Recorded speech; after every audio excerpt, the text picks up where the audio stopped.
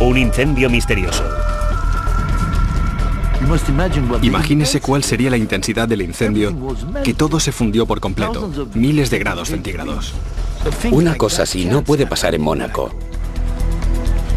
Un santuario de multimillonarios. Un americano atrapado en el fuego. Hice lo que tenía que hacer por mi familia. Fuerzas siniestras están en juego. Hablaban del contraespionaje iraní, hablaban de la mafia rusa. Terroristas chechenos, incluso el Mossad. La muerte en el paraíso y uno de los casos más fascinantes de mi carrera, esta noche en Poder, Privilegio y Justicia.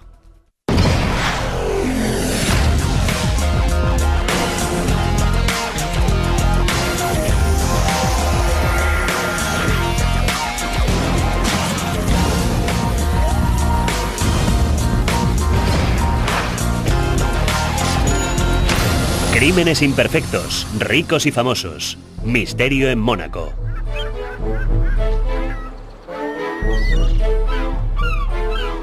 Mónaco goza del cálido sol de la Riviera y es el país del Príncipe Alberto y del Grand Prix. Pero los coches de carreras y la realeza no son los únicos atractivos del país para los más ricos del mundo. Mónaco es también uno de los lugares más idóneos para evadir impuestos y blanquear dinero negro.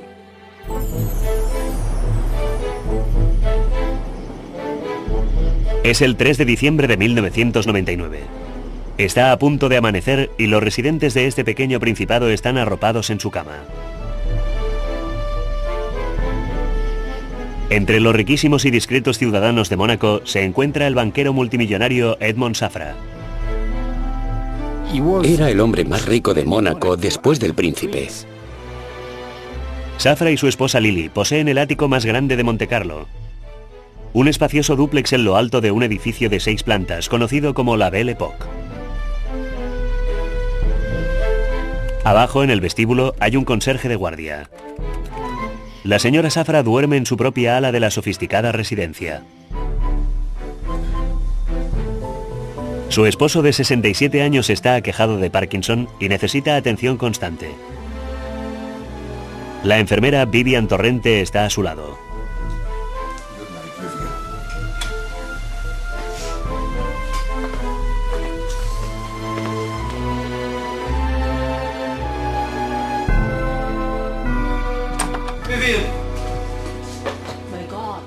De repente otro enfermero a su servicio, Ted Maher, entra en el dormitorio con una navaja clavada en el vientre y cuenta a Safra y a Vivian que alguien le ha atacado.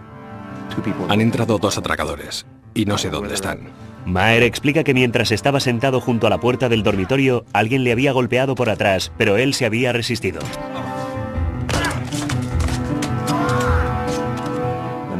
El hombre de la derecha ha sacado una navaja y me la ha clavado en el vientre. Maher le dijo a Torrente que entrara con Safra en el cuarto de baño y cerrara con llave.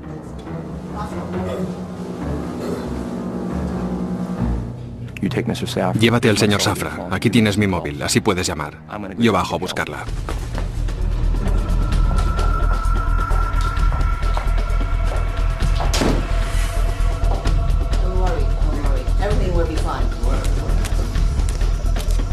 Maher se dio cuenta de que tenía que avisar a la policía.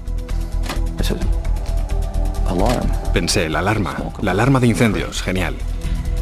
Cogí un papel con mi mano libre y lo encendí.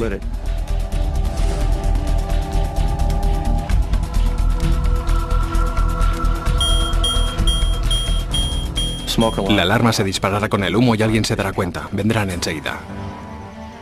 Mientras la policía responde a la alarma, Maher baja a trompicones hasta la primera planta del edificio. Y cuenta al conserje que le han atacado.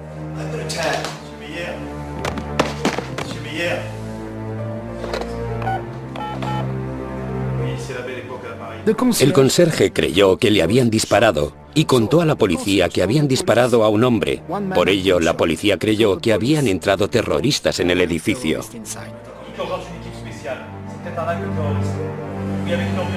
Tras contar lo sucedido a la policía, Ted Maher es conducido de urgencia al hospital Princesa Grace.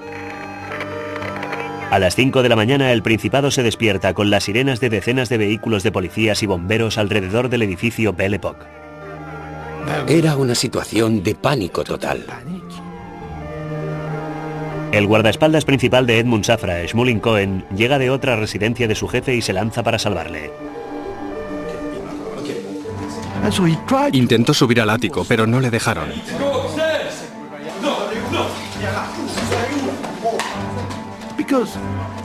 Porque no sabían quién era aquel hombre. Y podía ser uno de los atacantes. La policía intenta averiguar lo que sucede en el ático donde reside el habitante más rico del Principado. Su primera iniciativa, la búsqueda intensiva de los atacantes, piso por piso, empezando desde el sótano. Mientras tanto, el pequeño fuego que Ted Maher ha encendido en la papelera empieza a propagarse. El fuego consumió la papelera. Empezó a avanzar por el suelo, por las paredes. Temiendo que los atracadores todavía están en el interior, la policía no deja que los bomberos accedan al apartamento de Safra. El humo empieza a filtrarse en el cuarto de baño.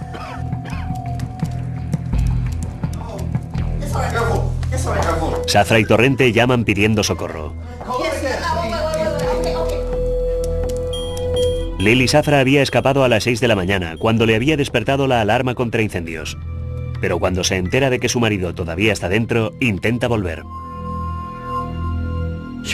La policía no se lo permitió. ¿Qué podría hacer la señora Safra contra dos intrusos armados y contra un incendio? Vimos bomberos en la azotea. No se veían llamas. Solo veíamos mucho humo. El multimillonario y su enfermera estaban atrincherados en el cuarto de baño como animales enjaulados. Apenas puedo imaginarme su terror.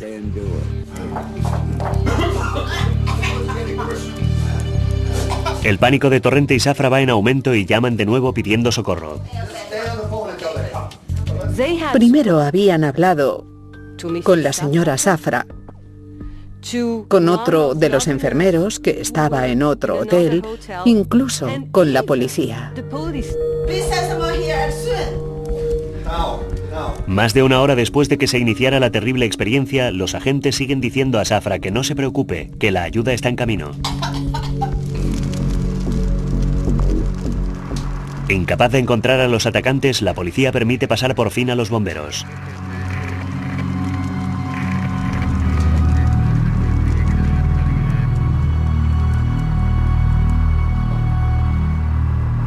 Nadie pudo entrar hasta las 7:30. Reinaba el caos más completo, todo el mundo gritaba, se comportaban como suelen hacerlo los franceses.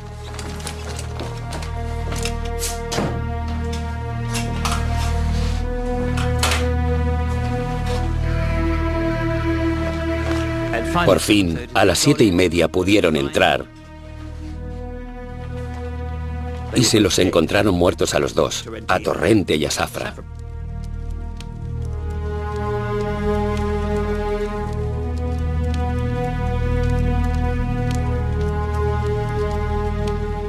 Aunque el fuego estuviera apagado, el humo que envolvía a este extraño caso todavía no se había disipado.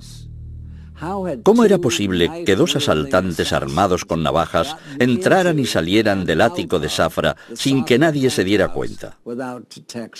Obviamente, alguien tenía mucho que explicar.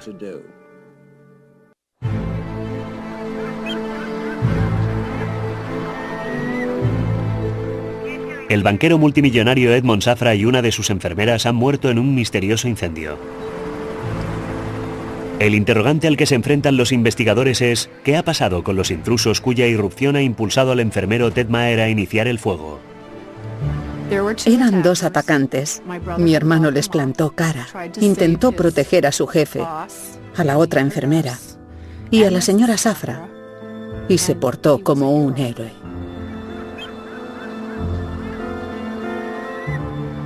Los detectives interrogan a Ted Maher sobre sus atacantes y él les cuenta todo lo que recuerda.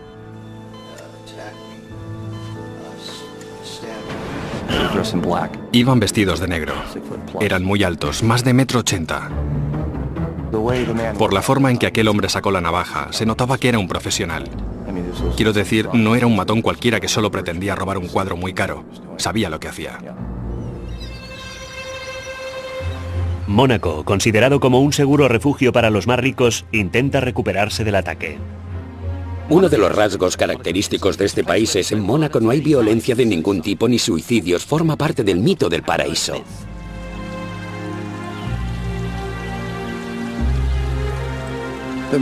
El gran novelista Somerset Maugham dijo una vez de Mónaco que era un lugar soleado para personajes turbios.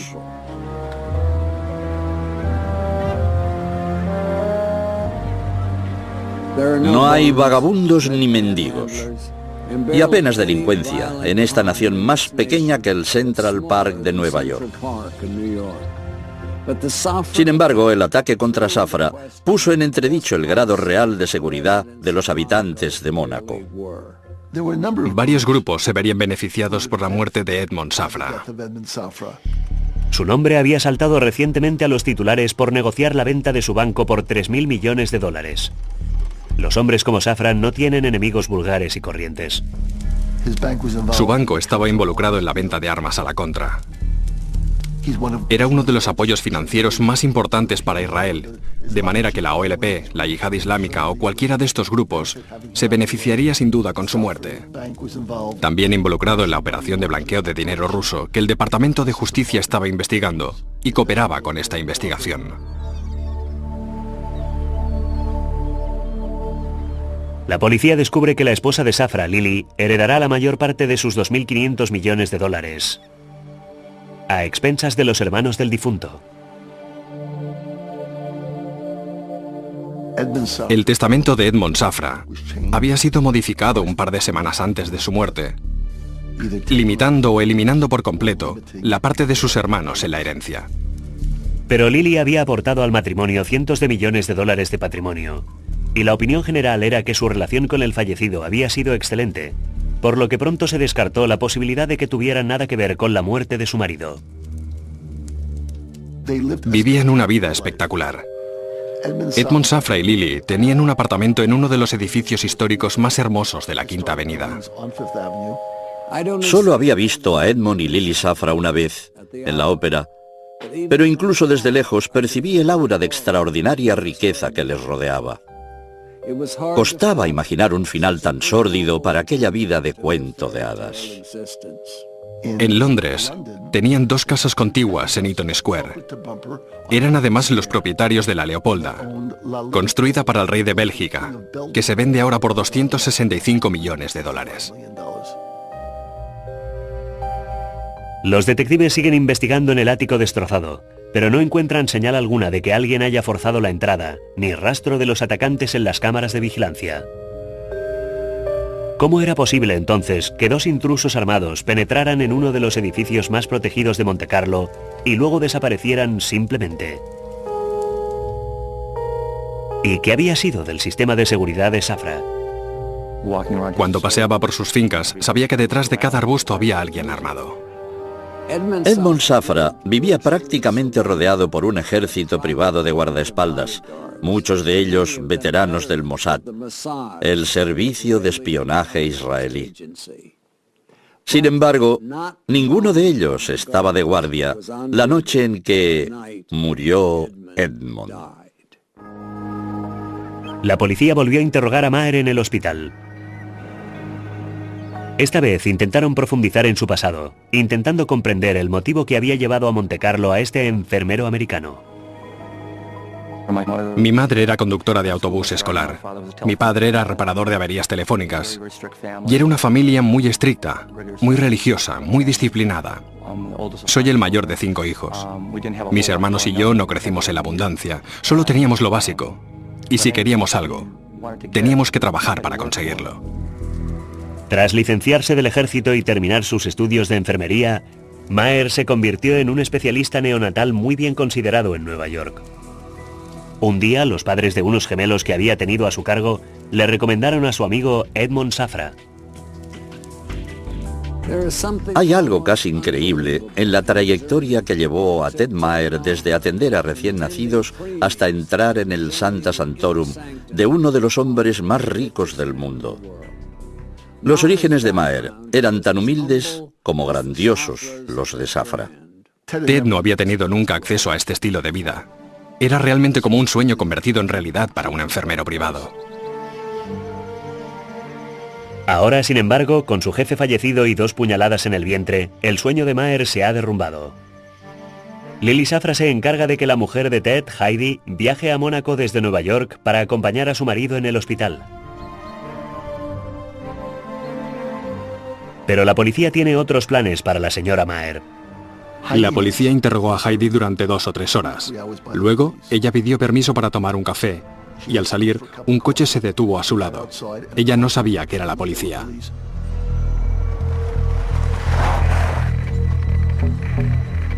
Tres hombres le obligaron a entrar a empujones en una camioneta y se la llevaron a la habitación de hotel donde vivía Ted. Raptándola y llevándosela por la fuerza, pudieron registrar la habitación sin violar la legislación monegasca. En el registro encontraron un frasco de xilocaína, un anestésico que ningún médico había recetado a Ted. Este descubrimiento despertó las sospechas de la policía sobre la credibilidad de Ted. De repente, Heidi se da cuenta de que la policía ya no considera a su marido como el héroe de la historia, sino que empiezan a tratarle como a un sospechoso. Entonces llamó a la hermana de Ted, Tammy, para contarle lo sucedido. Estaba llorando. Me dijo que la habían raptado unos hombres enmascarados con una camioneta. Me contó que se la habían llevado al apartamento de Ted y entonces empezó la pesadilla. Los días posteriores al ataque contra Safra, todo eran conjeturas. ¿Habría sido la mafia rusa? ¿Los rebeldes chechenos? ¿La OLP? Los ociosos corrillos de Mónaco quedaron conmocionados al descubrir que el principal sospechoso era un simple americano que vivía bajo su propio techo.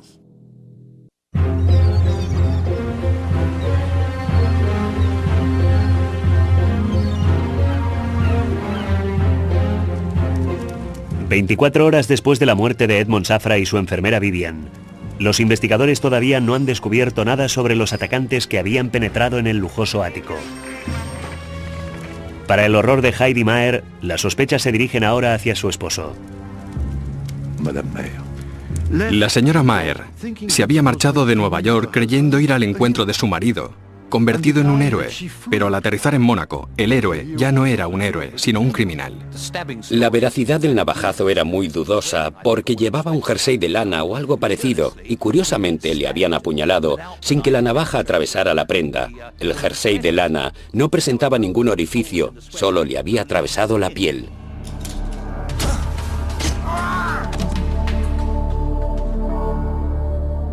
La policía también descubrió que Ted Maher poseía una navaja de la misma marca y modelo que la encontrada en el vestíbulo del edificio Belle Époque. Se había apuñalado con su propia navaja. Pero claro, siempre podía decir, tenía una navaja, el intruso me la quitó, me la clavó y me la devolvió. Porque encontramos el arma a su lado, aunque claro, no parece muy lógico. Los detectives interrogaron a Ted Maher varias veces. Me lo preguntaban de todas las formas posibles, pero yo siempre les contestaba lo mismo. Dicen a Maher que él es el culpable de la muerte de Safra y Torrente. Mi primera reacción fue echarme a llorar. Me considero a mí mismo como una persona bastante fuerte, pero me parecía increíble que me hicieran responsable de la muerte de un ser humano. La policía le expuso las pruebas en su contra, y finalmente, en la quinta sesión de interrogatorios, Maher les dijo exactamente lo que querían oír. Les dijo, voy a deciros la verdad. La verdad es que estaba solo en el apartamento con el señor Safra y la señorita Torrente y me clavé la navaja yo mismo. Ted Maher declaró a la policía que había organizado un falso ataque y había iniciado el fuego para que cundiera el pánico, que todo había sido un montaje. Quería impresionar a su jefe, que le viera como un héroe. Tras ser dado de alta del hospital, la policía se lleva a Maher a comisaría. Ya han oído su declaración, ahora quieren que firme su confesión. Para presionarle, utilizan el pasaporte de su mujer. Me enseñaron ese pasaporte y me dijeron, aquí hay una foto de vuestros hijos, sabemos que son muy pequeños y que su madre estará mucho tiempo sin verlos. Ted Maher pensó que el futuro de su familia estaba en juego. Aquel investigador me dijo que tenía que firmar. En caso contrario, no soltarían a mi mujer. Y yo firmé porque no tenía otra opción. Hice lo que tenía que hacer por mi familia. 3 días después del trágico incendio, mientras Edmond Safra recibe sepultura en Ginebra, el fiscal general de Mónaco convoca una conferencia de prensa para anunciar que se presentan cargos contra Ted Maher. Dijo que el señor Safra era un jefe excelente y que él solo quería llamar su atención. La señora Safra no podía creerlo. Se quedó estupefacta. ¿Por qué? ¿Por qué? ¿Por qué motivo? ¿Qué circunstancias pueden llevar a un hombre a cometer ese acto? Cuando me enteré de la confesión de Ted, mi escepticismo fue inmediato. Se habían dado mucha prisa en dejar el caso tan bien atado. El culpable estaba en la cárcel y Mónaco volvía a ser un lugar muy seguro. Pero ¿era realmente cierto que Maher se hubiera apuñalado a sí mismo y hubiera iniciado el incendio solo para que Edmond Safra le considerara un héroe? No pretendo mostrarme cínico. Solo un poco más concreto. Lo que Maher quería no era tanto ganarse el aprecio de Edmond Safra, sino más bien su dinero. Y por favor, no lo dude. Si las cosas hubieran realmente sucedido tal como él decía haberlo pretendido, es decir, se presenta un peligro y Ted Maher salva a Edmond Safra de ese peligro. Si todo hubiera terminado ahí, habría recibido sin duda una recompensa que le hubiera permitido retirarse para el resto de su vida. La cárcel de Mónaco es el hotel de París de las cárceles. La celda de Ted tenía aire acondicionado y vistas al Mediterráneo. Una nevera, una cama grande y un escritorio. Un día que yo estaba allí de visita, le trajeron la comida. Y el primer plato era aguacate con vinagreta, y el segundo un pescado del Mediterráneo con salsa Menier de mantequilla. Durante 2 años, Maher languidece en la lujosa cárcel monegasca. En 9 ocasiones es sometido a intensos interrogatorios y en todos ellos se reafirma en su confesión. En su fuero interno, sin embargo, sabe que sí entraron unos atacantes, aunque nadie más los viera. ¿Se imagina eso? Saber la verdad y aguantar que la gente te llame asesino, criminal, sicario y todas esas acusaciones y no poder defenderte. Finalmente se fija la fecha del juicio, el 21 de noviembre de 2002.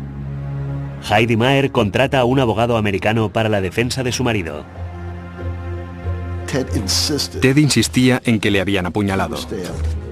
Le expliqué que podía ayudarle, quizá conseguir que se declarara nula su confesión. Yo estaba convencido de que la verdad le permitiría salir libre, pero sus otros abogados le habían dicho que ya nadie podría creerle.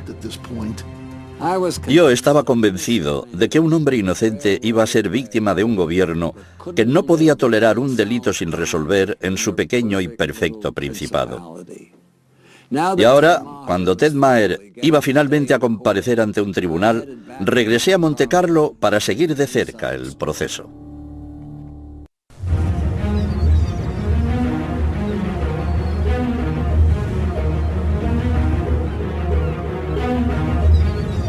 En Mónaco ha llegado el otoño, y el enfermero americano Ted Maher está a punto de ser juzgado tras casi 3 años en la cárcel. Le han dicho que solo será castigado con una condena leve por iniciar el incendio en el que murieron Edmond Safra y Vivian Torrente. Pero justo antes de que empiece el juicio, sus abogados le dan una mala noticia. Donald Manás y George Blood vinieron a la cárcel y me dijeron: Ted, tenemos un serio problema. El fiscal pide 12 años. Contesté: ¿cómo? ¿Os habéis vuelto locos? ¿Por qué? Por el incendio y por la muerte de 2 personas. ¿Me culpan a mí de toda la tragedia? No es posible. Entonces me di cuenta de la gravedad de mi situación. Para colmo, el juez dictamina que su abogado americano Michael Griffith no puede ser su defensor principal en el juicio. Me dijeron que Michael Griffith no podía ser mi defensor principal, que no tolerarían el estilo anglosajón en el tribunal. El 21 de noviembre de 2002 se inicia el juicio, bajo la atenta mirada de todo Montecarlo. Nunca se había visto un juicio semejante en Mónaco. Jamás. Fue el juicio del siglo, el Grand Prix de los juicios, buscó algo parecido, con abogados muy brillantes, con la familia Safra tan llamativa y con ese Ted Maher, que es como una especie de Forrest Gump o algo así. De manera que fue algo totalmente surrealista. El juicio se celebró en el Palacio de Justicia de Mónaco, que es exactamente tal como podrías imaginarte. Todo era increíblemente solemne, casi parecía una iglesia. Detrás de los jueces colgaba un crucifijo de 2 metros. No cabía ni un alfiler. Había prensa del mundo entero. Dominic Dune tenía uno de los mejores asientos de la sala. El fiscal principal, Serdet, llevaba una gran toga roja. Y nosotros, los abogados, llevábamos togas negras con pechera blanca. Todo era muy espectacular. El equipo de la defensa de Maher insistió en que el acusado no tenía la intención de dañar a nadie. Nuestra línea de defensa fue que al iniciar el incendio, Ted Maher había sido culpable, como mucho, de homicidio involuntario. No inició el fuego con la intención de dañar al señor Safra.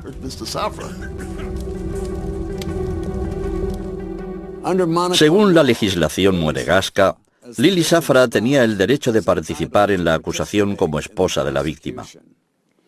El príncipe Carlos de Inglaterra le recomendó que siguiera los consejos de Mark Bolan, el brillante relaciones públicas británico. Bolan le aconsejó que se vistiera con un traje pantalón de Yves Saint Laurent de 25 años antes y se abstuviera de ponerse joyas. Pero era inevitable. Lily Safra se convirtió en la estrella del espectáculo.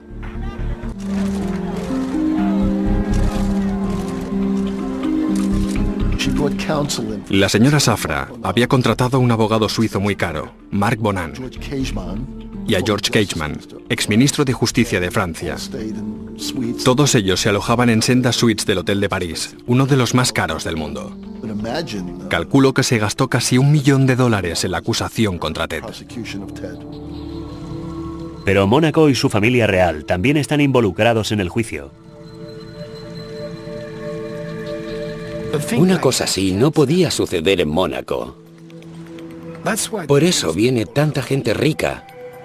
Y si empieza a correr la voz de que pueden asesinarte en tu propio apartamento, en pleno centro de Mónaco, y la policía no viene, los bomberos no entran, aunque se produzca un incendio, pues tú agarras tu dinero y te marchas corriendo.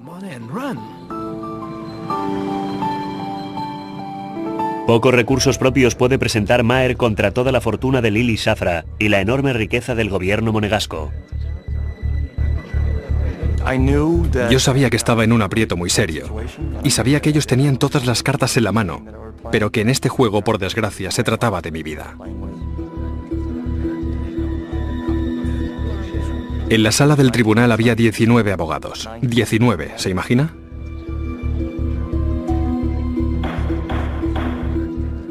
Por desgracia, ninguno de ellos representaba a Ted Maher.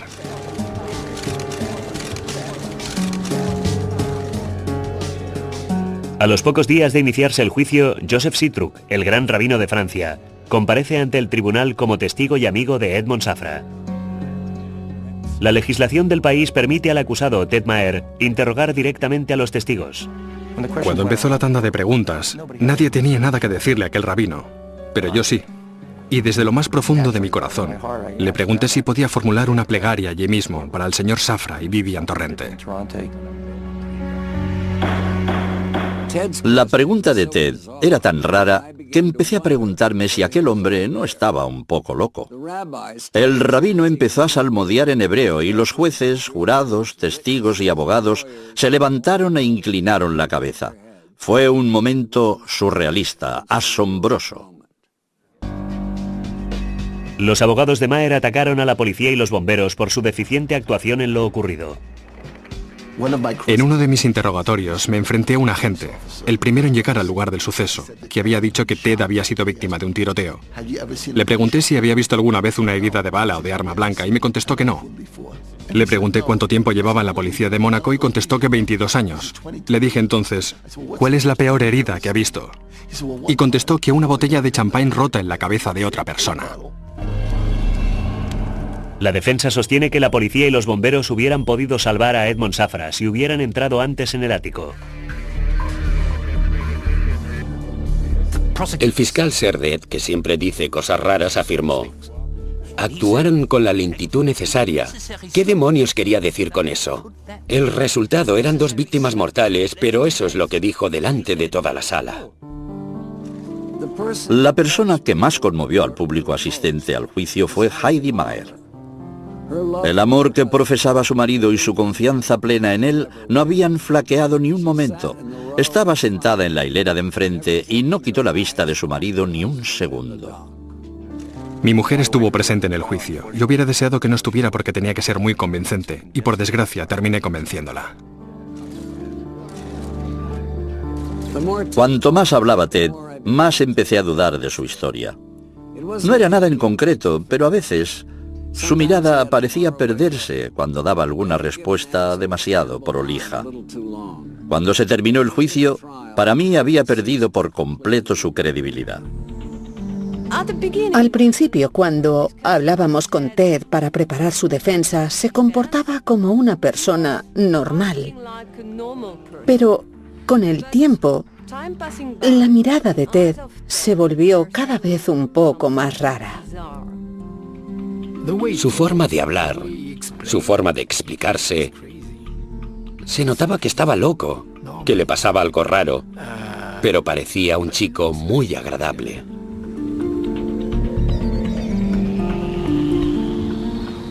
Al cabo de 10 días de testimonios, la suerte de Ted Maher está en manos de 3 jurados y 3 jueces.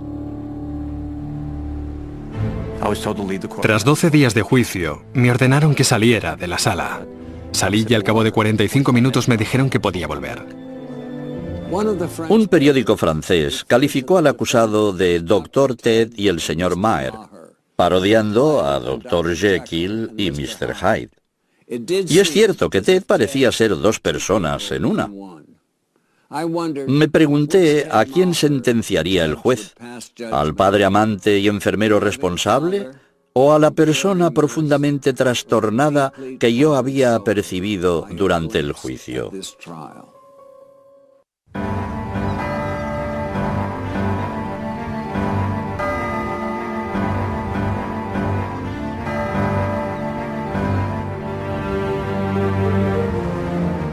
Tras una corta deliberación, el jurado del caso contra Ted Maher regresó a la sala para anunciar su veredicto. No podía creerlo. No tuvieron tiempo de deliberar, solo 45 minutos en uno de los juicios más importantes en la historia de Mónaco. Y entonces el presidente del tribunal leyó un papel que obviamente había sido redactado con mucha antelación, durante 1 hora y 20 minutos.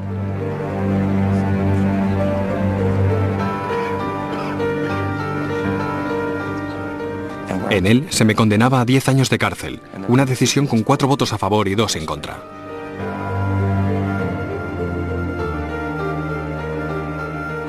Heidi Maher utilizó mi teléfono móvil para llamar a su madre en el estado de Nueva York. Solo le dijo culpable. 10 años. Díselo a los niños. Cuando me devolvió el teléfono, pude ver que estaba llorando. Siento la más profunda simpatía hacia esta mujer, que había venido para abrazar a alguien a quien amaba, y que en cambio descubre que no es más que un vulgar criminal. En un extraño giro de los acontecimientos, Ted pidió perdón públicamente a las familias de Safra y Torrente. Heidi me contó más adelante que sintió el deseo de levantarse y gritar: «¿Y yo? ¿Y nuestros hijos?». Obviamente el matrimonio había llegado a un punto de ruptura. Ella se rindió. Estaba harta de todo aquello. Estaba harta de los medios de comunicación.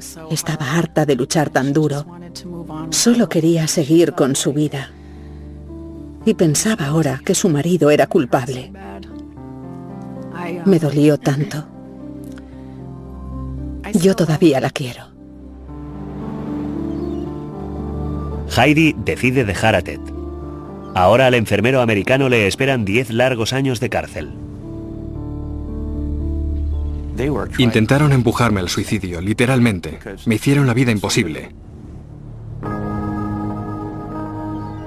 Pero yo me mantuve firme, no quería suicidarme. Porque sabía que algún día estaría libre, y la historia no estaba cerrada. Si me hubiera quitado la vida, no podría contar nunca la verdad. A las 8 semanas de su encarcelamiento, Mónaco parece haber olvidado ya a Ted Maher. Y Ted Maher tampoco quiere saber nada de Mónaco. De manera que junto con su compañero de celda, el ladrón italiano Luigi Ciardelli, empieza a planear la fuga. Si mirabas estas 7 capas de barrotes, veías que era imposible físicamente que alguien las atravesase. Era totalmente impensable que alguien se propusiera salir por la ventana.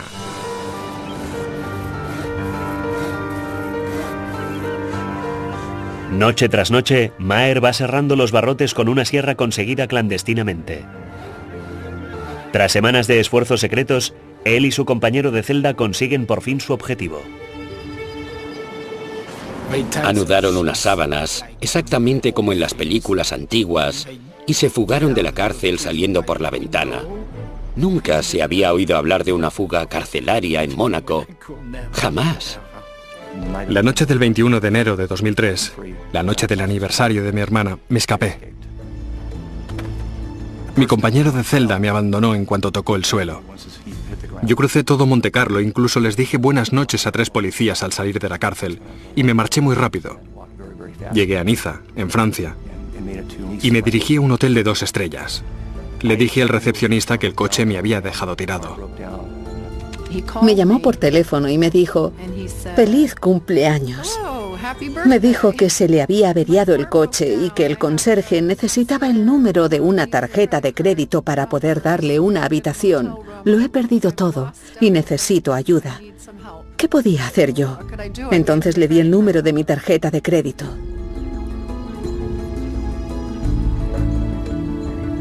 Pero estaba muy preocupada. Me registré en el hotel con un nombre falso. Es una ciudad grande, era imposible que me encontraran. Imposible. La noticia me conmocionó. La gran fuga de Ted era la primera acontecida en una cárcel de Mónaco desde hacía más de 50 años.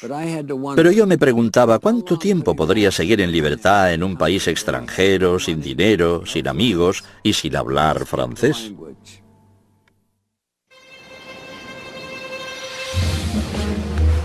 En un giro totalmente inesperado, Ted Maher, declarado culpable de la muerte de Edmond Safra, ha conseguido fugarse de la cárcel de Mónaco. Se aloja en un hotel de Niza e intenta planificar su siguiente movimiento. Durante la noche me había puesto en contacto con mi mujer, Heidi, que no quiso ayudarme. Heidi llamó entonces a los abogados de Ted en Mónaco para informarse sobre lo ocurrido. Ellos, a su vez, llamaron a la policía que negó rápidamente la fuga de los reclusos. Solo es un rumor, están acostados. Hacemos la ronda de control cada hora y están durmiendo. Maher llama entonces a un sacerdote que ha estado administrando algún dinero para sus gastos en la cárcel. Y le dije, Padre Bol, necesito el dinero que mi familia le ha dado. Y me contestó, Ted, llámame mañana por la mañana.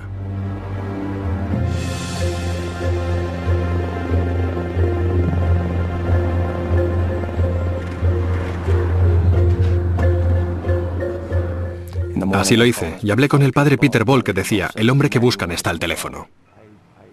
Maher se da cuenta de repente de que la policía está con el sacerdote y sale huyendo.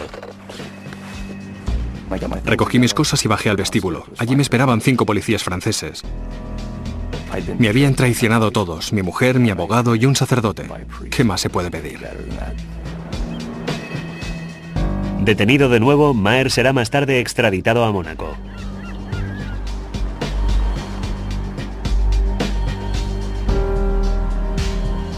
Una vez más, comparece ante el juez en el Palacio de Justicia de Mónaco, pero esta vez por haberse fugado de la cárcel. Asistí al juicio por su fuga y descubrí que Ted Maher no había cambiado. Su sistema de defensa seguía igual. Yo no he sido, han sido los otros. La cantidad de cosas que habían pasado sin que él quisiera era enternecedora. Había matado sin querer. Había escapado sin querer. ¿Estaba viviendo sin querer? Como castigo por su fuga, Maher es condenado a otro año de cárcel, además de su sentencia de 10 años. Maher intenta hacerse a la idea de la larga condena que le espera. Es un hijo de puta muy resistente. Y su fe en Dios es más fuerte que la mía. Seguí interesándome por el caso y me enteré de que Ted Maher se estaba convirtiendo en otra persona en la cárcel. Ya no era el personaje indefenso, ligeramente demente, que parecía ser durante su juicio. Ahora quería demostrar su inocencia públicamente. En agosto de 2007, Ted Maher sale de la cárcel de Mónaco tras cumplir su condena. Se marcha inmediatamente a Estados Unidos, ansioso de ver a sus hijos y empezar una nueva vida en libertad. El avión aterrizó. Yo tenía el corazón en un puño. Temía que los años de cárcel le hubieran destrozado como persona. Pero no es así. Sigue siendo el mismo cabrón, el mismo hermano genial de siempre. Estoy tan feliz de que haya vuelto a casa. Bueno, lo primero con lo que me encuentro después de horas de avión es una orden de alejamiento para que no me acerque a mis hijos. Supongo que mi mujer se asustó mucho al pensar que finalmente había salido vivo de la cárcel. Hoy en día todavía no he conseguido ver a mis hijos y sigo luchando por ello. Ted Maher fue injustamente acusado y condenado por algo que no hizo. Hay ciertas personas que se han beneficiado con la muerte del señor Edmond Safra. Y estas personas saben quiénes son. Y saben lo que hicieron. Y saben lo que no hicieron. Cualquier versión procedente de las autoridades monegascas, cualquier historia avalada por ellas, es casi indiscutiblemente incierta. Creo que este caso será uno de los grandes misterios de la historia de Mónaco para siempre. Y dudo que algún día sepamos la verdad. Ted Maher causó la muerte de 2 personas. Las cosas son muy sencillas. Por desgracia, incluso hoy en día, me encuentro con gente que sabe que me ocupé de este caso y que vienen y me dicen con cara de complicidad: pero Mark, ¿de verdad crees que no hubo más que eso? Pues sí, lo creo de veras. No tan solo lo creo, es que lo sé racionalmente que no hubo más que eso. Al principio creí que Ted Maher era una víctima. Luego pensé que estaba loco. Ahora, 8 años más tarde, lo único que sé es que Edmond Safra se llevó a la tumba toda la verdad sobre lo que ocurrió aquella noche. Dominic Dunne para la televisión judicial.